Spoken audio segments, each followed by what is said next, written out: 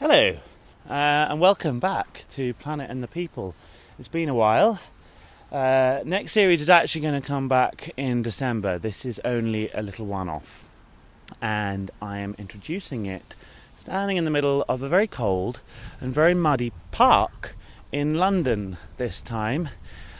Fancy a little bit of a change. Lockdown 2, I am now spending in London, so slightly different experience. But anyway, it's just poured down with rain and the temperature has plummeted and my fingers might be about to fall off. But without further ado, let's introduce this episode. Mock COP26. For those of you who don't know, COP26, COP itself is the annual event, the annual summit, where leaders come from around the world to discuss climate change and climate goals and what they're going to do about it. COP21 resulted in the Paris Climate Change Agreement. And COP26 was supposed to be happening in Glasgow this year in November, but due to COVID-19, it has been postponed to next year. So in the meantime, a group of young people decided to set up their own event, the Mock COP26, and I got an email from them. I'm not sure if I was on their mailing list or something, but I just got an email saying this is what's happening, and I thought let's find out a bit more about that and see if they'd like to talk on Planet and the People and talk about what the event is. And that's what happened. So I met up on Zoom with three people: Domenica Jaramillo from Ecuador, Lavinia Lovino from Italy, and Josh Tregale from the United Kingdom. And they told me all about what Mock COP26 is. It's happening this week. It starts on the 19th of November, with various fringe events happening before, in fact. And anyone can join. Anyone can join as an audience member and find out what's going on. So, without further ado, I will pass you over to my past self for this one-off special episode, Planet and the People, with Josh, Dom, and Lavinia.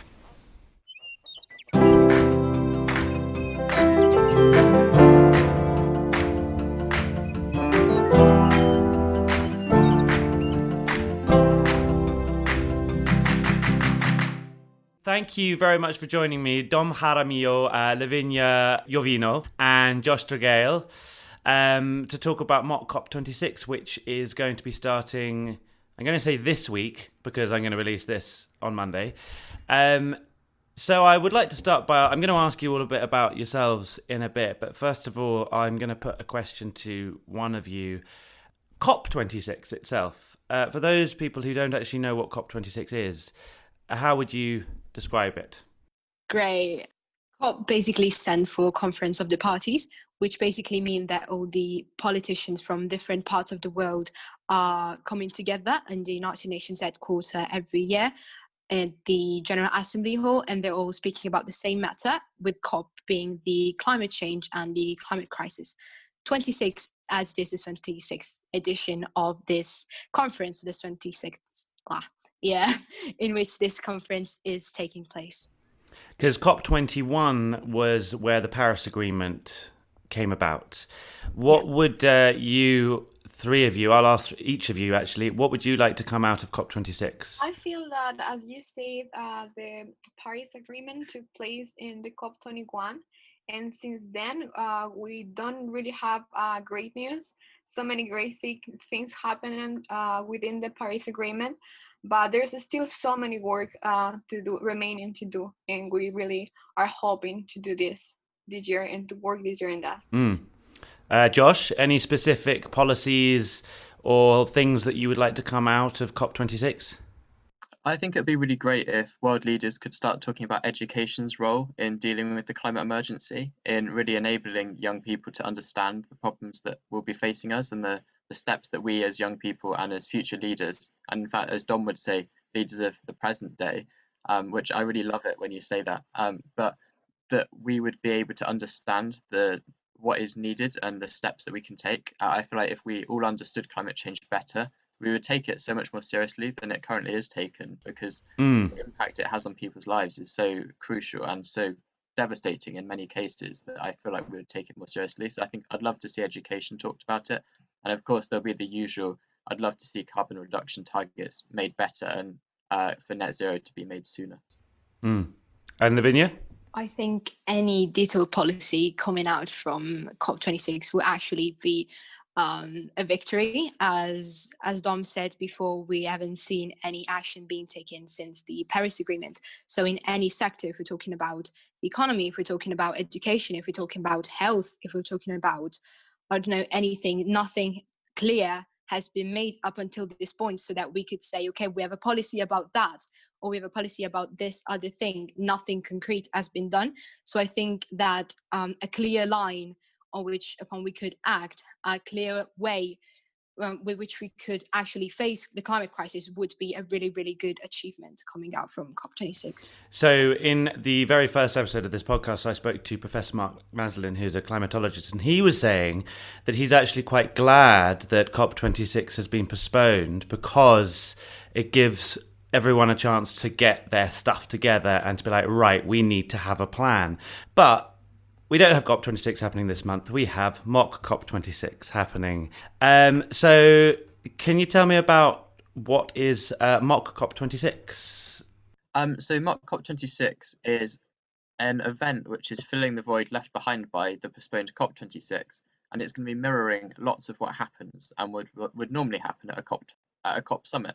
But the difference would be that this is entirely run and entirely organised by young people like myself, Dom and Lavina. And also the delegates from each of the countries will also be young people. So it will give a real illustration of what would be different if young people were in charge. If we were the world leaders, would our ambition be different? And actually, we've already seen that some of the things we've done at Mock COP, the way that we've organised it, is different already. So we've even changed some of the things about a COP conference. For example, it's online, it's not in person, it saves the air miles that people will be travelling. We've tried to make it as inclusive as possible. We put a real focus on the Global South. So the Global South have more delegates than the Global North, for example, and lots of the conversation will focus around the impact that climate change has on people. So the decision-making power will be with the countries that face the most severe impacts, not the countries that cause the issues and then don't really want to hear about the impact it has. How many delegates do you have across the world? We've got roughly 350, so over 300 delegates around the world from roughly 150 countries. And that should give a really great cross-section of views from all around the world, from all different regions. And there'll be different impacts. People will be feeling climate change in different ways. Some countries will be having droughts, others will be having hurricanes. So it should give a really great overview. That's brilliant. And the event itself, I understand you're sort of covering... Am I right in thinking you're covering sort of 5 key elements of climate change? It's climate justice, climate education, climate resilience, health and well-being, and nationally determined contribution. Is that right? Yeah. Could you go into a bit more detail about that, especially the last one, nationally determined contribution? What does that mean? So that means those are the contributions of carbon emissions that every country did since mostly every year, and there's not so many information actually about how much every country have done and have emit during the last year since the Paris Agreement. So it's something really important that we want to ask ourselves: how well have every country been doing reducing the emissions, but also how we want in our future all countries to act. And you've got quite an array of speakers, don't you? You've got guest speakers, you've got panels. Are there any, would you like to sort of talk a little bit about some of the event? Any speakers that jump out that you're particularly excited about? Lavinia? I think having the UN Youth Climate Envoy speaking is really, really a key point during the conference, as I do think having personalities like this will actually raise the ambition. This is what speakers have been actually thought for, just to raise the ambition of delegates. It's also really good to see, for example, from my country, the Minister of Education, or in general, the Minister of my country being a speaker during Mock COP26, as I also think that maybe as the delegates feel the speakers are the nearest to them, it will actually also make them more proud to bring up the voices of their country, as maybe they will feel that they are recognized more. And therefore, I think all the speakers that can represent a reality do really add something to the conference, which is actually the really, really important and beautiful thing about it, I think. And actually, we've gunned on straight into the details. Let me just ask you a bit about yourselves. Who are you? Where are you from? And what is your relationship to Mock COP26? Dom, you start. So I'm an event coordinator for MALCOP, and I represent Latin America, and my work is to make a more inclusive event to involve delegates from the Global South, from South America and the Caribbean with MALCOP 26, and to do outreach and so many exciting things. Lavinia?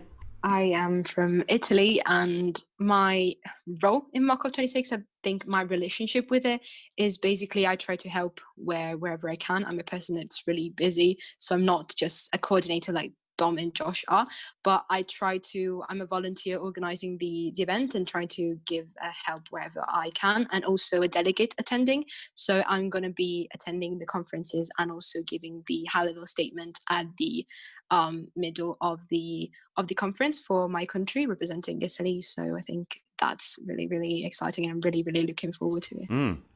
And Josh, yourself? Yeah, I'm an event coordinator for Mock COP26, like Dom is, and so I've been working mostly on schedule and program. So at the moment, that's what's taking up most of my time, is organising the order in which speakers will be, trying to match places so that we have representation from all around the world, and working out the logistics of that. And I've really enjoyed meeting so many new people. Actually, on that note, tell me a bit more about the programme. Lavinia mentioned the the UN Youth Envoy. Yeah, who else have you got speaking that jumps out? So we've got people who are going to be on policy panels. So we'll have people representing particular ideas and concepts. We've got people from the Coal Elimination Treaty, for example. All right. And so that should really give an idea of some of the options that delegates have available to themselves to put into their final statement that's going to be on behalf of the youth of the world to the political leaders of the world. But then we'll also have inspirational climate activists. We've got Mitzi Joel Tan. We've got the 6 youth from Portugal who are launching legal action against countries for not taking climate action seriously. Oh, brilliant. So there should be opportunities throughout the speech for there to be inspiration as well as sort of learning. We've sort of balanced it, so some of the speeches would be really inspirational, others might be really heart-wrenching. For example, some of our speakers have had a really personal experience with climate change. Their family might have had issues or deaths based on some of the issues surrounding climate change and the impacts that they felt. And others would just be great at engaging and inspiring and educating. And actually, out of interest, will there be much talk about COVID, do you think? Not as in COVID, the COVID itself necessarily, but the link between environmental breakdown and pandemics? Yeah, I do think it will for sure be a topic, as one of the 5 key topics is actually health. Therefore, obviously, will be brought into the conversation, into the panel discussion. We're going to give a hint, speakers are going to give a hint and open up the topic, but obviously anything is kind of like up to the delegates and up to what's going to come during the discussion. So I really do think that topics that are related to our reality right now will be brought into discussion, such as the COVID-19 pandemic. And do you think people will there be people who will be talking about agriculture, economy, green economy, that sort of thing? Yeah, for sure. Like as Lavinia said, everything or ideas that can come together from the delegates, and they're willing to discuss during the panel discussions or within their national statement. That would be themes that we will discuss. And as Lavinia said, we're not sure if we're gonna discuss exactly about COVID, but we're going to discuss about health and well-being as a global theme, which is very important for us and for the climate crisis. Yeah, I mean, I spoke to 2 people yesterday about pandemics and the link and the nature, and it does seem that the root causes of the pandemic are almost identical to many of the root causes of climate change, although it's hard to link one root cause. Is this open for anyone to come and attend as an audience member? Yeah. So the conference will be recorded, and all the content will be live on our YouTube. So everyone that is able to know more about what happened and what is happening also live during the conference, they will be able to watch everything. And also, it will be great if you can follow us through all social media, because we have great content and information. So you can attend not just to the conference, but also to some fringe events that we will have before and after the conference. Yes, could you tell me about the Fringe events? Because you've got quite a lot of workshops and talks around before and after and during the actual conference itself. So fringe events are events that are not specifically related or organized by MOCO, but are related to and are organized by different organizations, volunteers, or groups or organizations or groups in general. And it will be great if anyone can attend to that. So any member of the public can watch the conference itself, watch the event, the main event, but they can take part in the fringe events. Is that right? Not all of the fringe events. Some of the fringe events are only for delegates, but most of the fringe events are open for everybody to take part in, and they're linked on our website and on our social medias. Okay, so the information is all on your website as to how to attend the conference itself and how to attend the fringe events. So I suppose one last penultimate question is, what are you hoping will come from this?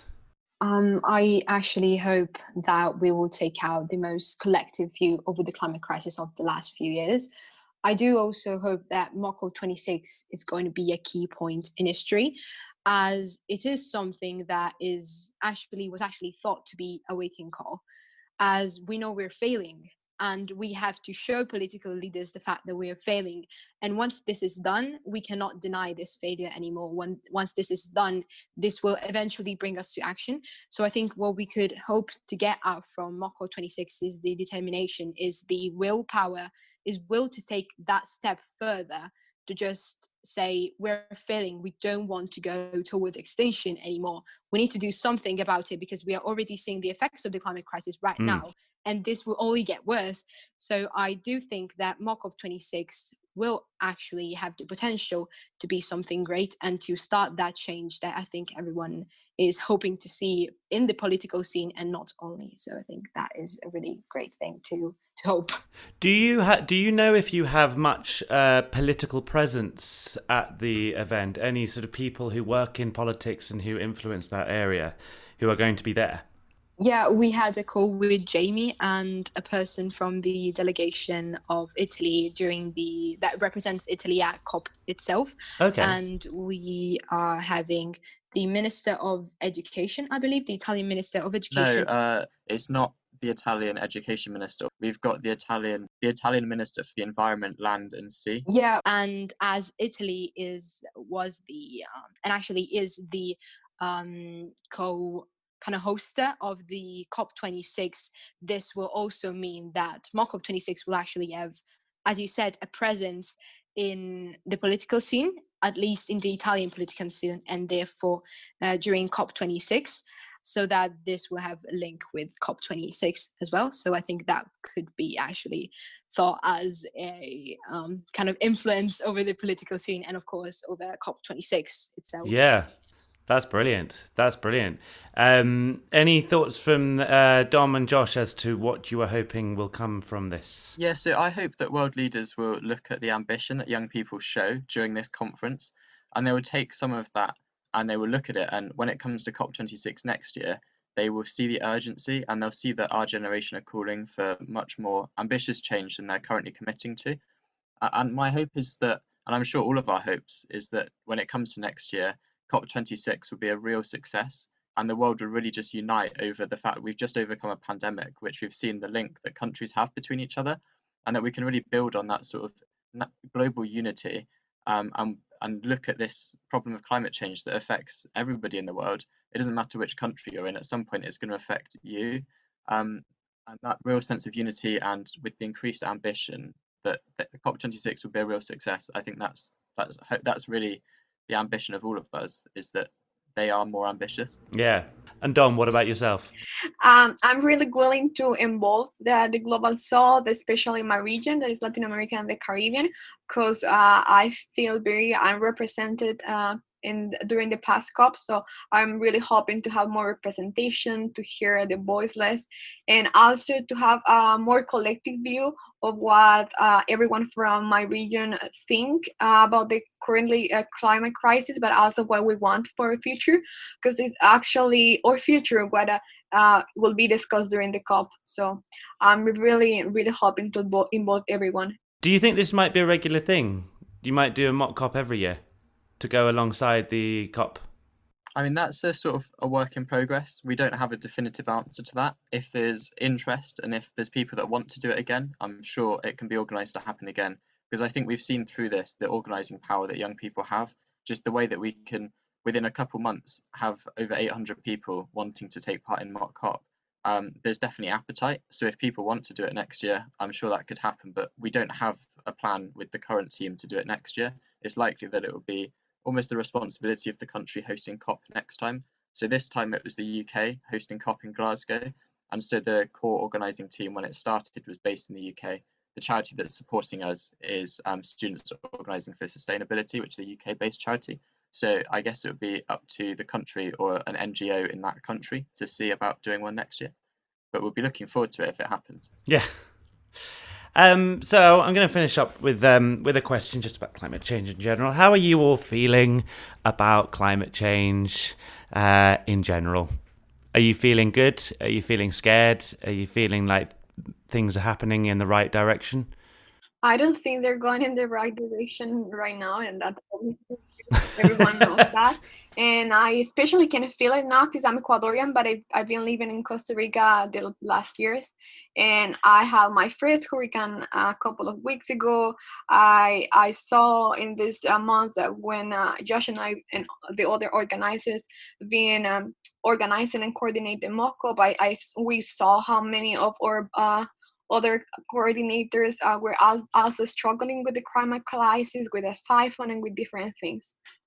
So I feel really worried, and that's the reason I'm working on it, and I'm a climate activist because I really want to take part in action of this and to change what is happening right now. What about you, Lavinia? I think feeling good about the climate crisis is nearly impossible.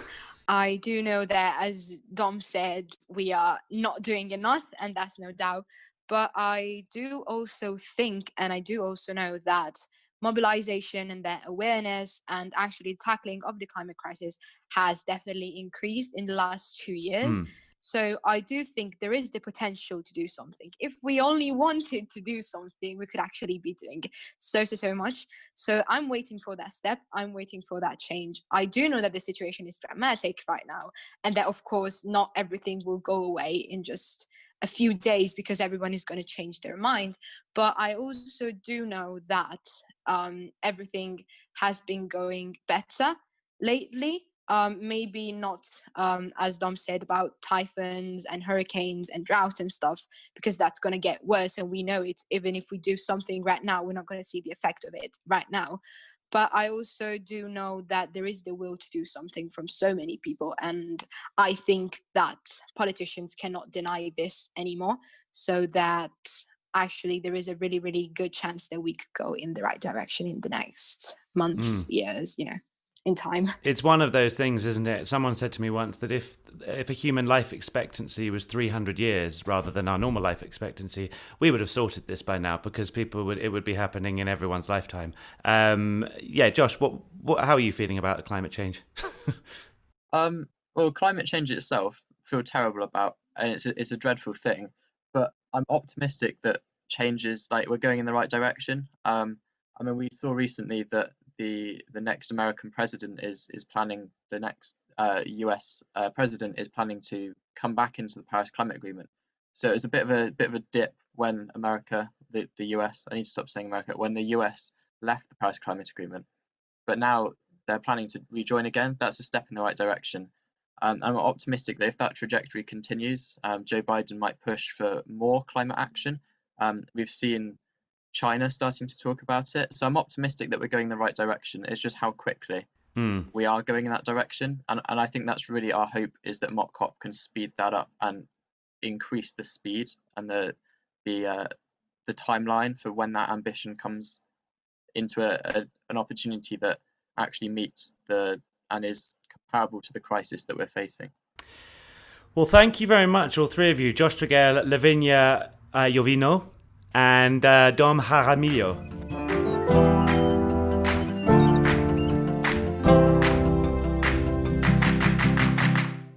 That was Lavinia, Dom and Josh from Mock COP 26. So, just to recap, that will start on the 19th of November. All the details about it, their social media and their website, are in the copy of this episode. So you can go and attend any of those talks and any of those speeches and find out more about what we can all do as a planet. So, it's been a while, it's going to be a little while longer. Series 2 of Planet and the People is going to be coming out in December, so not long. And until then, I will bid you goodbye and have a very merry lockdown. See you in December.